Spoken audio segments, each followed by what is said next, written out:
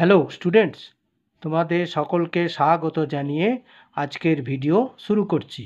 আজকের ভিডিওর বিষয় দশম শ্রেণী গণিত, অনুপাত ও সমানুপাত, বীজগণিত। 1 নম্বরে অঙ্কটি বলা হয়েছে 5:3 অনুপাতের উভয় পদের সঙ্গে কত যোগ করলে অনুপাতটি 7:6 হবে। মনে করি 5:3 অনুপাতটির উভয় পদের সঙ্গে x যুক্ত করলে অনুপাতটি 7:6 হবে, যেখানে x নট ইকুয়াল টু 0। সুতরাং এবারে উভয় পদ মানে 5/3 এর 5 plus x by 3 plus x সমান হবে 7:6 মানে 7/6।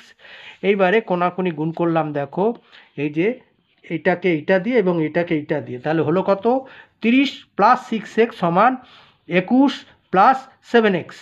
অর এটা 6xটা 6x এদিকে থাকলো, এই প্লাস 7xটাকে সমান চিহ্নের বাম দিকে আনলাম, হয়ে গেল -7x সমান, আর এইটা 21x সমান চিহ্নের ডান দিকে আছে, বাম দিকে প্লাস 30 থেকে ওই দিকে নিয়ে গেলাম, হয়ে গেল -30।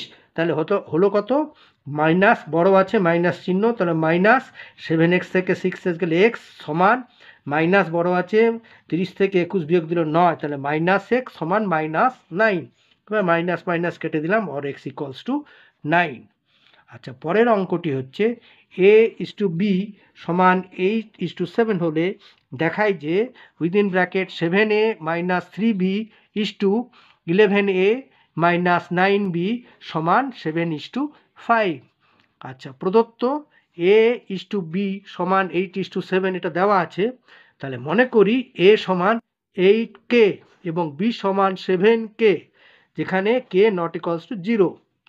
এবারে 7a - 3b 11a - 9b কে ভগ্নাংশ আকারে মানে লব বাই হরের আকারে আনলাম। এবারে 7a - 3b by 11a - 9b, এবারে 7 ইন্টু এর জায়গায় হচ্ছে 8k, তাহলে 7 into 8k minus 3 into b এর জায়গায় হচ্ছে 7k। ঠিক আছে, সিমিলারলি 11a মানে 11 into 8k minus 9 into b মানে 7k। এবারে গুণ করো, 7 × 8 = 56k minus 3 × 7 = 21k by 8 × 11 = 88k minus 7 × 9 = 63k।